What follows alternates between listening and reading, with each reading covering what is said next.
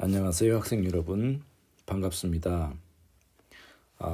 코로나가 다시 고개를 들고 있습니다. 우리 학생 여러분들 건강하게 잘 지내셨나 모르겠습니다. 백신 개발이 현재 이루어지고 있으나 2021년 내년 중하반기에나 접종이 가능할 걸로 예상이 되고, 현재로서는 우리 학생 여러분들 마스크 쓰기와 거리 유지가 가장 중요한 백신이라고 생각이 됩니다. 우리 학생들 건강 조심하시고요. 12주차 1차 시 이 학습 주제는 학교 환경과 학교 안전에 대해서 한번 살펴보는 시간을 가져보도록 하겠습니다.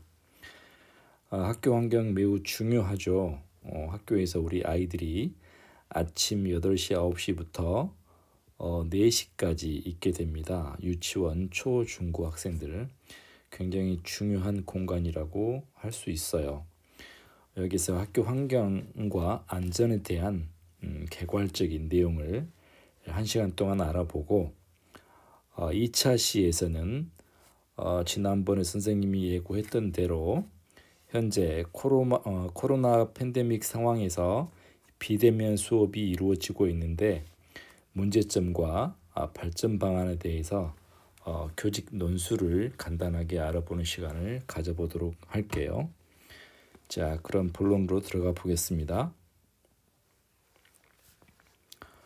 학교 환경인데요. 기본적인 내용이 이 학교 환경 기준. 초등학교를 새로 지을 때는 학생들이 도보로 30분 이내 거리에 있는 위치에 학교를 짓게 됩니다.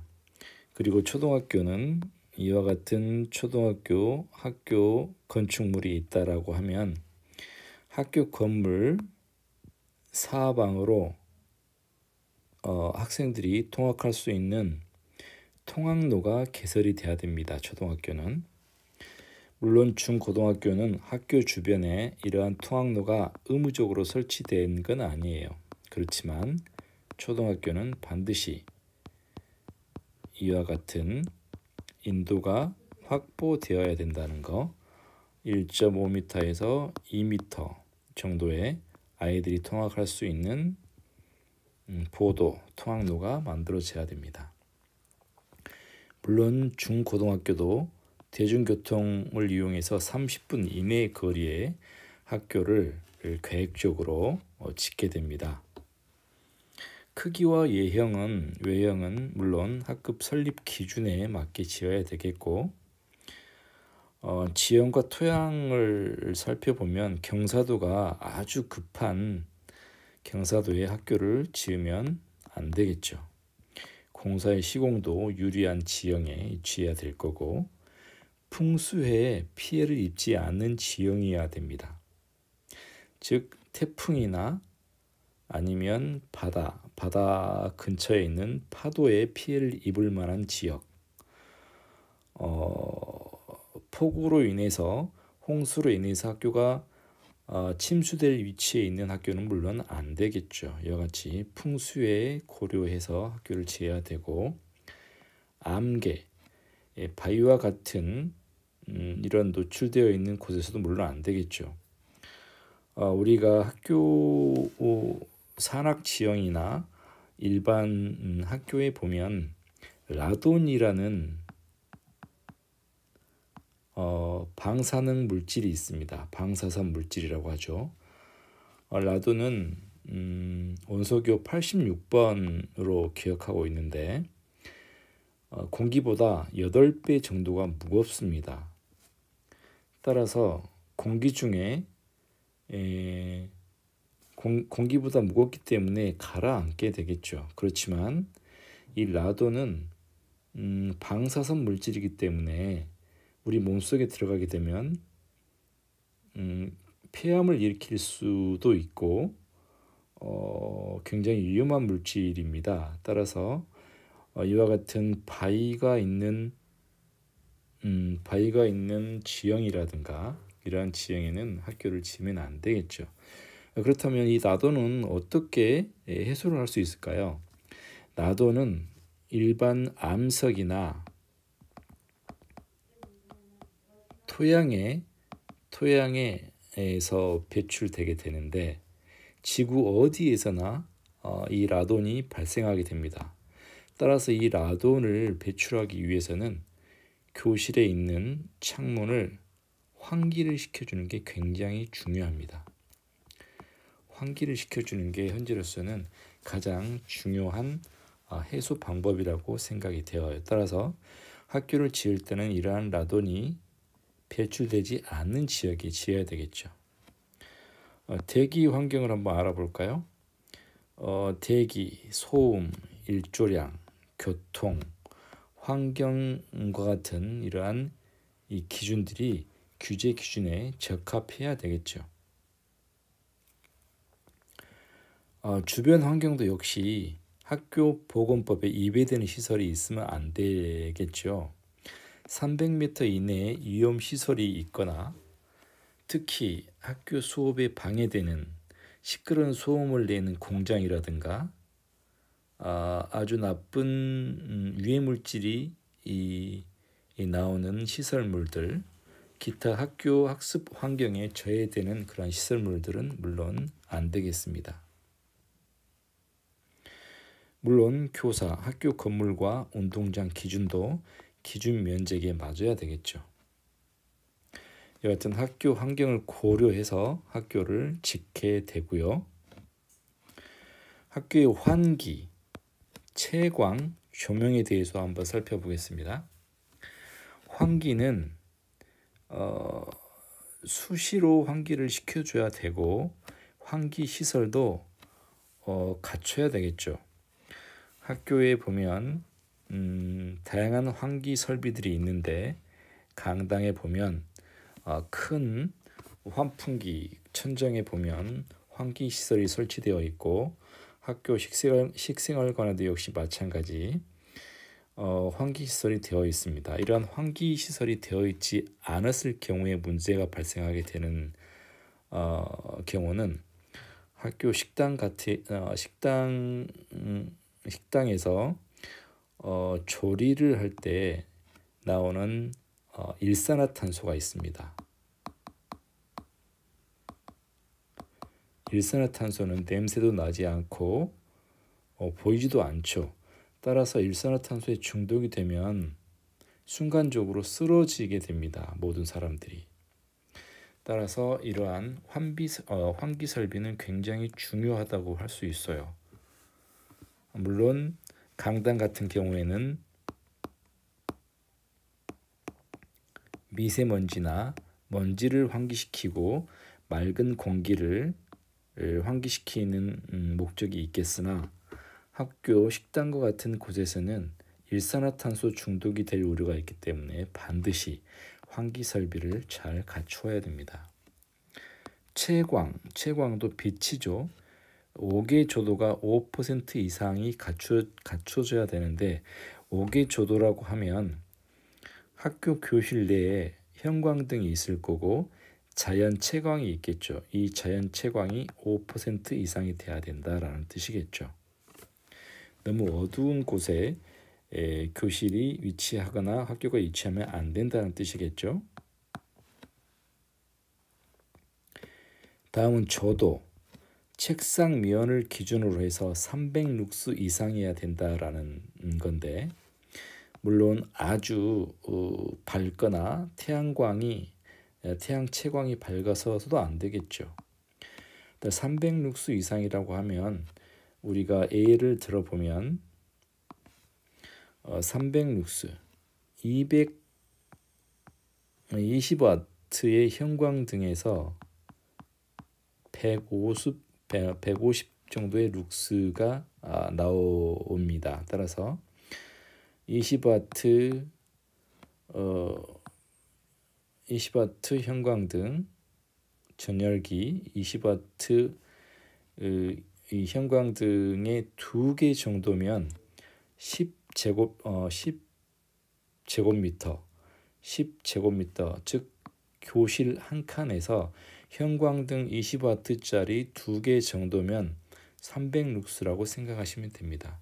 물론 학교 교실은 이것보다 더 밝게 되어 있죠. 실내 온도 및 습도. 실내 온도는 18도에서 28도 사이를 유지해야 됩니다. 따라서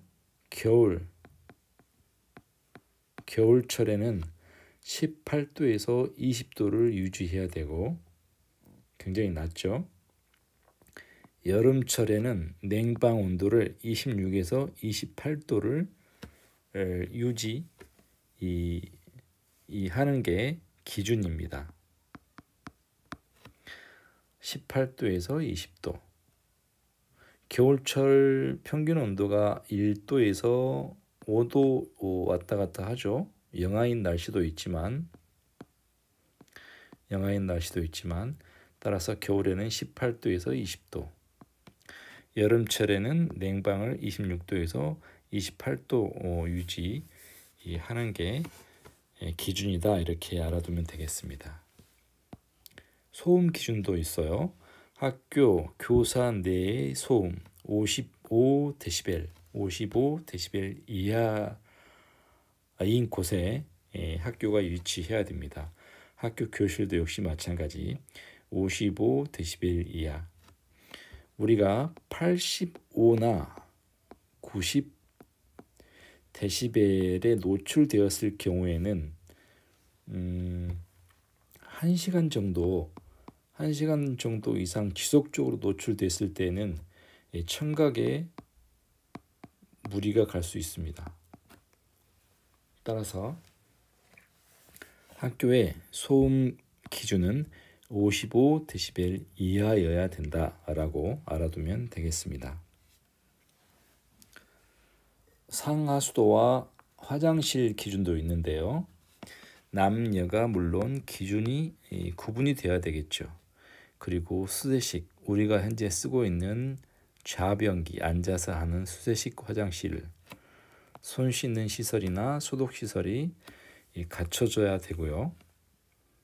화장실 유지 관리도 4월에서 9월은 즉 여름이죠. 여름에는 주 3회 이상 유지 관리를 해야 되고 10월달 즉 겨울철 3월까지는 주 1회 정도 소독을 실시해서 화장실 유지 관리를 해 주어야 됩니다.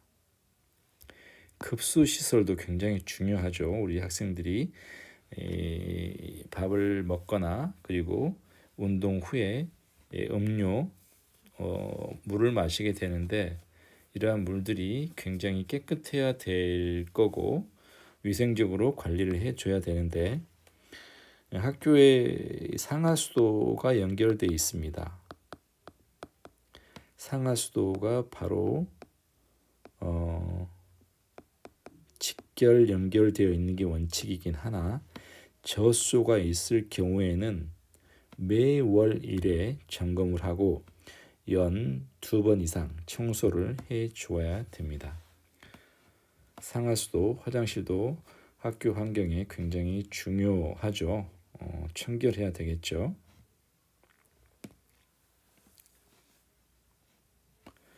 학교 환경, 학교 공기의 질인데요. 공기의 질. 자, 미세먼지를 한번 볼까요? 미세먼지. 세제곱미터당 100 마이크로그램이 이 기준입니다. 이 미세먼지 황사하고도 구별이 되는데 황사. 자, 미세먼지는 어디에서 발생하게 되나요?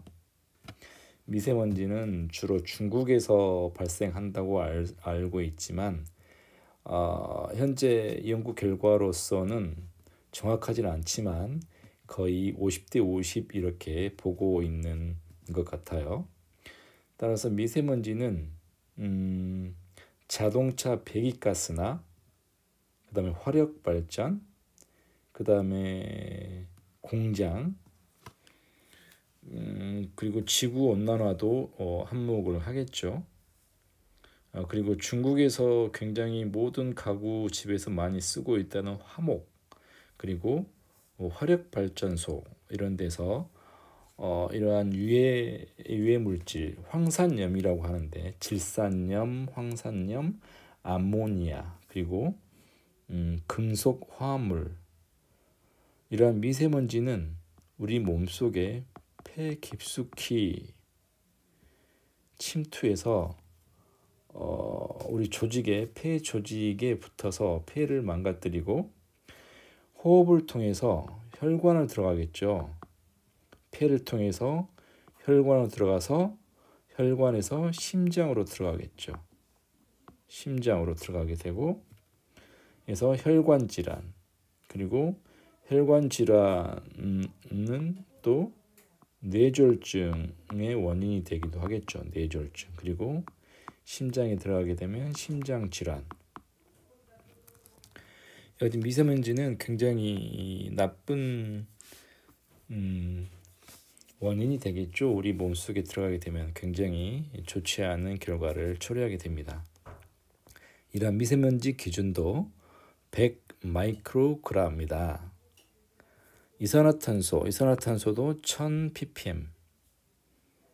그리고 일산화탄소 나오네요. 일산화탄소도 10 ppm 이하여야 돼요. 그렇죠? 주로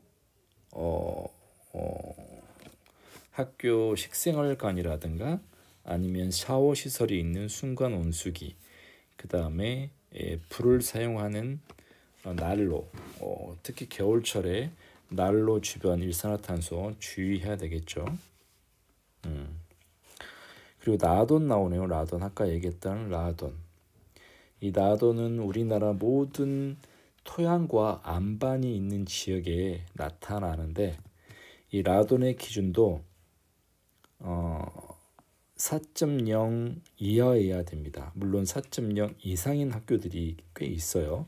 그 학교들은 반드시 환기를 시켜줘야 됩니다. 이 라돈도 역시 폐암을 일으키는 방사선 물질이기 때문에 굉장히 위험한 물질입니다.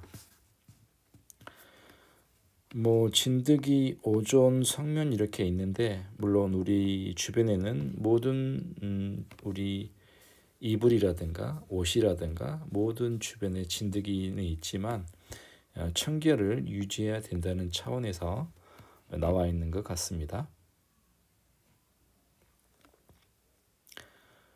다음은 학교 안전. 지금까지 학교 환경에 대해서 알아봤고요.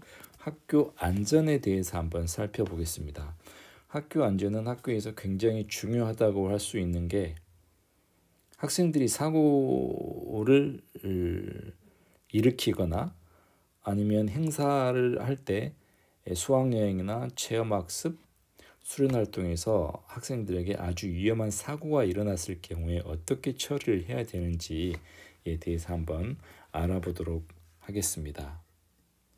학교 안전사고의 개념은, 학교 안전사고는 학교 교육 과정에서 일어나는 모든 학생들, 그리고 교직원들, 선생님들, 학교 범주 내 모든 구성원이 학교 교육 과정에서 일어나는 사고라고 생각하시면 되겠습니다. 학교 안전사고는 아이들이 활동하는 시간에 많이 일어나겠죠. 따라서 가장 많이 일어나는 시간은 휴식 시간, 체육 시간, 과외 활동이나 점심 시간, 그리고 실험 실습이 있는 과학이나 기술 과정 시간, 그리고 청소 시간에 이 순서에 맞게, 이 순서에 맞는 사고가 발생합니다. 휴식 시간에 가장 많이 일어나고, 체육 시간, 그리고 점심 시간. 따라서 사고의 종류를 한번 살펴보면, 쉬는 시간에는 주로 학생들이 장난이라든가 놀이를 통해서, 그리고 짓궂은 행동, 계단과 복도, 그리고 교실 내 책상이라든가 모서리, 그리고 출입문 이런 곳에서 사고가 굉장히 많이 발생하고 있고요. 청소 시간에도 물론 부주의에 의해서 겨울철에 미끄럼이라든가 아니면 화장실 아니면 교실 바닥 아니면 뭐 미끄러운 타일에 물기가 있어서 넘어진다거나 이럴 경우에 사고들이 굉장히 많이 발생하고 있습니다. 그리고 학교에 보면 큰 유리창에 출입문이 있는데 이 유리창에 투명 유리로 되어 있기 때문에 여기에서 부딪힘 사고도 많이 일어나고 있습니다. 따라서 이 큰 유리 문 쪽에 이와 같은 부착물을 붙여서 학교 로고를 붙인다든지 출입 유리가 있다는 것을 표시해 주는 것도 굉장히 중요하겠죠. 물론 체육 시간에도 사고가 많이 발생합니다. 체육 시간에는 활동이 왕성하게 이루어지기 때문에 운동 시간에 다치기도 하겠지만 준비 운동이 굉장히 중요하겠죠. 준비 운동을 하지 않아서 아이들이 사고를 일으키는 경우도 있고 지나친 승부욕에 의해서 운동을 하다 보면 다치는 경우 그리고 신체가 허약한 학생들이 무리하게 운동을 했을 경우에 다치는 사고 이와 같은 사고들이 일어나게 됩니다. 과학 시간에는 약품 실험 시간에 화재 사고 그리고 화상 사고, 폭발 사고, 실험 기기 안전 수칙을 지키지 않아서 이 사고들이 발생하는데 과학 시간에 발생하는 사고는 굉장히 위험합니다. 만약에 눈에 들어가게 되면 실명이 되는 어떤 약품 실험을 했을 경우에 장난을 치다가 그게 눈에 들어가게 되면 어떻게 되겠습니까? 실명하게 되겠죠. 이와 같은 경우에는 대부분의 실험실에는 수도가가 있죠. 수도가 즉 눈에 이와 같은 나쁜 약품이 들어갔다라고 했을 경우에는 신속하게 흐르는 물에 가서 눈을 씻어줘야 되겠죠. 그리고 응급처치를 해야 되겠죠. 과학 시간에 안전사고도 많이 발생하고 있습니다. 그렇다면 이러한 사고들은 법적 책임은 어떻게 될 것인가? 교사는 반드시 학생과 같이 있어야 됩니다. 임장 지도가 가장 기본이에요. 만약에 수업 시간에 선생님이 없는 상태에서 사고가 발생했을 경우에는 선생님은 법적 책임을 면할 수가 없겠죠.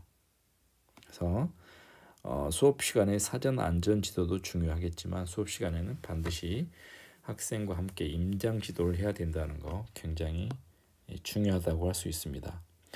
그리고 학교 안전을 위해서 우리나라 모든 학교들은 매월 4일 날 안전 점검의 날을 실시하고 있습니다.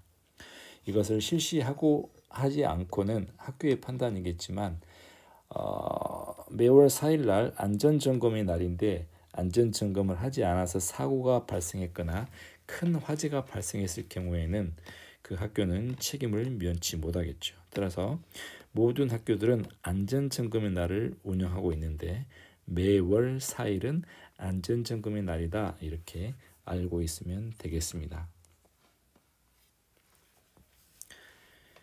다음은 학교 안전에서 수련 활동에서 안전사고인데요.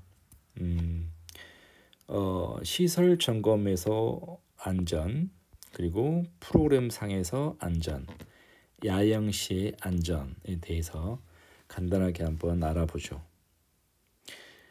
수련 활동을 가게 되면 요즘에는 수련 시설에서 위탁을 하게 됩니다. 위탁을 하게 돼서 수련 시설에 있는 선생님이 학생들을 지도하게 되는데 그러면 인솔한 선생님은 무엇을 해야 되느냐? 인솔한 선생님은 사전에 이와 같은 점검을 했는지 이것을 반드시 체크를 해야 되겠죠. 창문, 구명기구, 비상구 안전시설이 안전한지, 비상구에는 어떠한 적재 물건이 쌓여 있으면 안 되겠죠. 비상구에는 반드시 활짝 개방이 될 수 있어야 됩니다. 학생들이 출입하고 나가는 비상구에 이러한 물건들이 적재되어 있으면 안 되겠죠. 식당, 식품보관실, 화장실, 세면실 위생 상태도 물론 점검을 해야 되겠어요. 학생들이 수련 활동을 들어가게 되는 그 시설에서의 안전 점검을 지금 얘기하고 있습니다. 실내, 실외 집합장, 수영장이 있으면 수영장, 오락시설 있으면 오락시설에 화재 사고가 날 우려가 있는지, 전기 안전이라든지 아니면 봄, 겨울철 같은 경우에는 화재 사고, 난로 화재 사고 이런 위험들도 꼼꼼하게 점검을 해야 되겠죠. 보건 요원이 배치되어 있는지도 물론 확인을 해야 되겠죠. 전문 보건 요원이 배치되어 있는지, 긴급 학생들이 다쳤을 때 긴급 수령할 수 있는, 긴급 수송할 수 있는 긴급 차량이 준비되어 있는지 이와 같은 것을 점검을 하고, 프로그램 편성할 때도 래프팅, 수영 등의 유자격 훈련자가 배치되어 있는지, 물놀이 할 때 미끄럼 사고라든가 수심이 깊은지, 촛불이나 모닥불 프로그램 운영 시에 화재 사고의 위험은 없는지, 바람에 불어서 불꽃이 날아가서 산에 불이 난다거나 하는 그러한 위험 사고의 위험이 있는지 없는지 정확하게 꼼꼼하게 체크를 해야 되겠죠. 만약에 야행을 간다라고 했을 때 사전 답사는 필수겠고, 긴급 비상시 연락을 강구할 수 있는 방법을 찾아 놔야 되겠죠. 찰과상이라든가 절상, 부러짐이죠.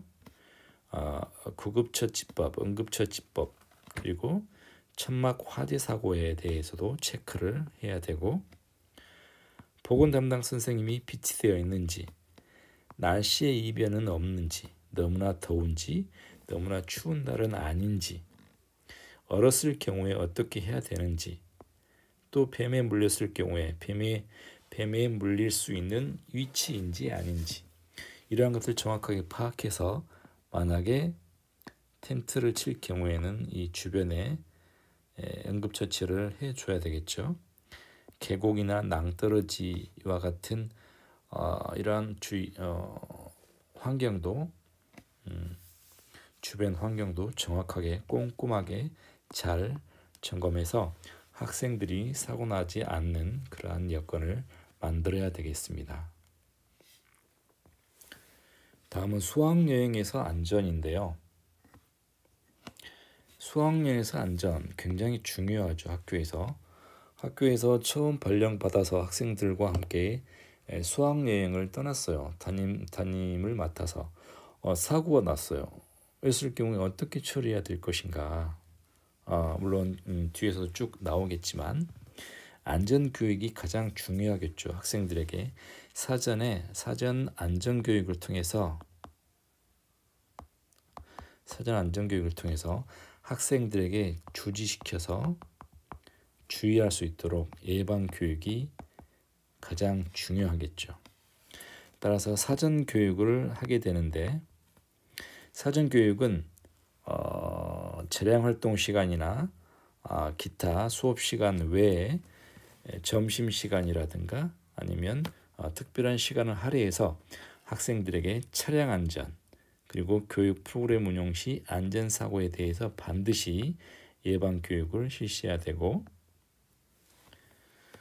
사전 안전사항을 숙지하는 것도 중요하고, 문제가 생겼을 경우에 선생님의 지시에 따를 수 있도록 학생들에게 교육을 시켜주는 것도 중요합니다.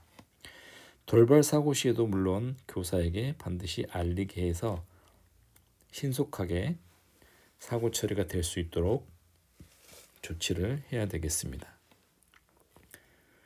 차량 이동 중에도 중요하죠. 승하차 시의 질서, 안전띠 착용, 차량 내의 안전, 차량 내에서 서 있거나 움직였을 경우에 갑작스럽게 멈췄을 경우에 학생들은 사고를 당하게 되겠죠. 차창 밖으로 손을 내민다든가 목을 내민다든가 했을 경우에는 역시 아주 위험한 행동이 될 수 있습니다. 이와 같은 것들은 기본적인 안전 수칙이긴 하지만 큰 사고를 불러올 수 있기 때문에 학생들에게 꼭 교육을 시켜야 되겠습니다. 인솔교사도 역시 마찬가지 사전 계획으로 안전에 대한 사전 교육에 대한 인지를 통해서 안전 지도를 철저히 해줘야 되고 신체 허약자나 보호가 필요한 학생들을 사전에 파악해서 배려할 수 있어야 되겠고 안전사고에 대한 행동 요령을 숙지해서 사고가 발생했을 경우에 어떻게 행동 요령, 어떻게 응급처치를 해야 되는지 어떤 절차에 의해서 처리를 해야 되는지를 교사는 숙지하고 있어야 되겠죠. 체험학습 활동 중 교통사고 처리 방안이에요. 이와 같은 사고가 많이 발생하게 되겠죠. 특히 체험학습 중에 일어난 사고는 아주 큰 사고가 나갈 수도 있어요. 이와 같이 사망사고가 발생할 수도 있어요. 사고가 발생했을 경우에 가장 중요한 건 신속하게 병원 후송이 가장 중요하겠죠. 다친 학생이 있다라고 했을 경우에는 응급 차량이 있을 경우에도 119를 불러서 가는 게 가장 좋습니다. 119. 우리나라 119는 굉장히 신속하게 모든 지역에 다 있기 때문에 빠른 시간에 병원을 후송할 수 있습니다. 만약에 119가 늦어진다 했을 경우에는 학교 선생님의 응급 후송 차량이 있다라고 했을 경우에는 그 선생님의 차량으로 이동해야 되겠지만 큰 사고, 목이 부러지거나 허리가 다쳤을 경우에는 굉장히 위험하기 때문에 119 차량으로 후송하는 것을 반드시 지켜주길 바라고 병원 후송이 중요하겠죠. 물론 학부모하고 교육청, 학교장에게 보고하는 것도 물론 중요하겠죠. 1번 후송, 2번 부모에게 알리는 거, 그리고 이제 교육청에 보고하고 학생들은 정상적으로 이제 수업을 실시할 수 있도록 사고에 의해서 동요하지 않도록 물론 해주는 것도 중요하고 만약에 학생이 사망을 했다 했을 경우에는 문제가 굉장히 지금부터는 커지겠죠. 이때부터는 이제 철저하게 준비를 해야 되겠죠. 학생은 이미 죽었기 때문에 그 이후의 조치에 대해서도 우리가 준비를 해야 됩니다. 따라서 교장이나 담임 선생님은 계속해서 병원에서 대기하면서 부모와 문제를 상의해야 될 거고 대책위원회가 물론 발족이 되겠죠. 해결 방안도 이제 모색이 될 거고 그렇다고 너무 당황해하거나 물론 큰 문제가 발생했기 때문에 문제가 되겠지만 그럴 때일수록 침착하게 문제를 해결해 나가야 되겠습니다. 사고처리 대책위원회도 이제 꾸리게 되겠죠. 물론 이 사망한 학생에 대한 물론 선생님이 될 수도 있고 학생이 될 수도 있겠지만 피해자 측 정중한 사과와 최대한 성의를 표시해서 그 피해자에게 보상을 해줄 수 있는 준비를 하고 해야 되겠고 부상 문제라든가 이러한 것들은 법률적으로 이제 대응 준비는 교육청에 변호사가 있죠. 교육청에 변호사가 있고 또 안전공제라든가 교원단체 고문 변호사들이 있습니다. 이러한 고문 변호사들을 통해서 원만하게 해결할 수 있도록 처리해 나가면 되겠습니다. 물론 학교에는 학교 운영위원회라든가 학부모회를 활용해서 이와 같은 사고에 대해서 처리를 해 나가면 될 것 같아요. 다시 한번 강조하지만 여기서 가장 중요한 것은 병원 후송과 학부모 연락이겠죠. 신속하게 이루어져야 될 거고 경미한 사고에는 큰 문제가 되지 않겠지만 사망 사고가 발생했을 경우에는 반드시 이 교육청, 교원단체 연합회, 공훈 변호사를 통해서 문제를 법적으로 대응해서 해결해 나가야 된다라는 거. 너무 당황하지 말고 이와 같은 절차로 문제를 처리해 나가면 되겠습니다. 또 학생 안전사고 발생 시 대처 요령인데요. 사고가 발생하게 되면 신속하게 대처해야 되겠죠. 신속하게 119에 연락해서 병원으로 후송을 하고 현장은 보존해야 되겠죠. 현장은 그대로 잘 지켜주고 어떤 그 나쁜 변질된 정보로 나가서 문제가 확산되지 않도록 보안도 유지하는 것도 굉장히 중요합니다. 학부모 연락 그리고 교장선생님에게 연락, 교육청에 보고하는 거 중요하죠. 학교 안전공제 등과 협의 처리, 모든 학교 내 사고는 학교 안전공제에서 다 보상이 이루어진다라고 생각하면 되겠습니다.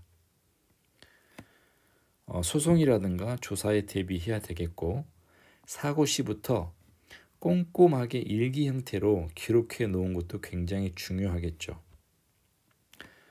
물론 사고가 발생했을 경우 그 이전에 어떤 교육과정의 계획 시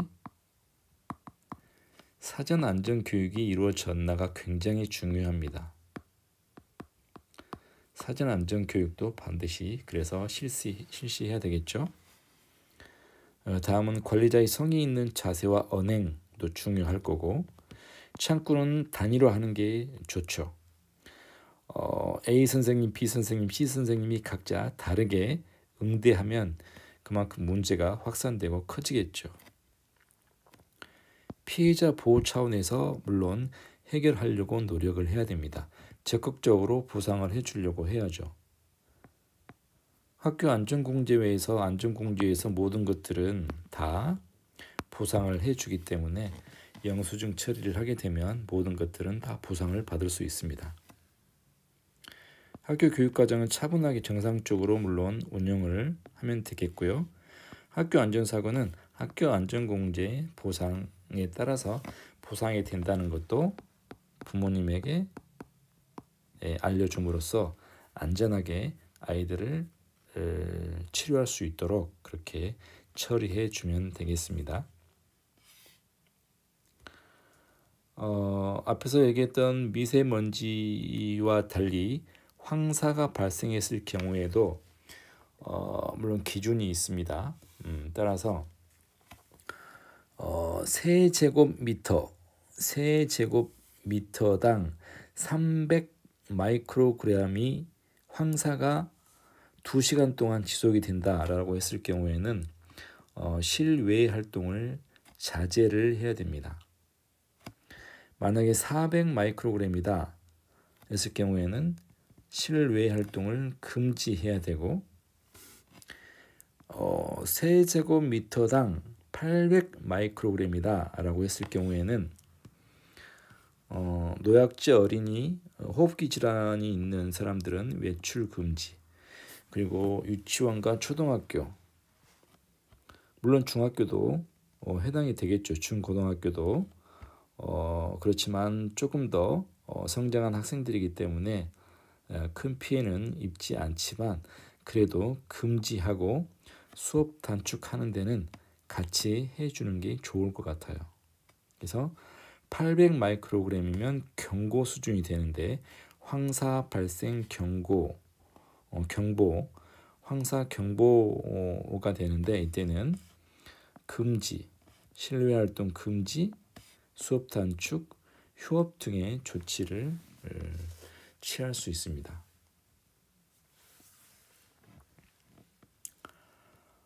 다음은 학교폭력 예방 및 근절에 대한 내용이네요.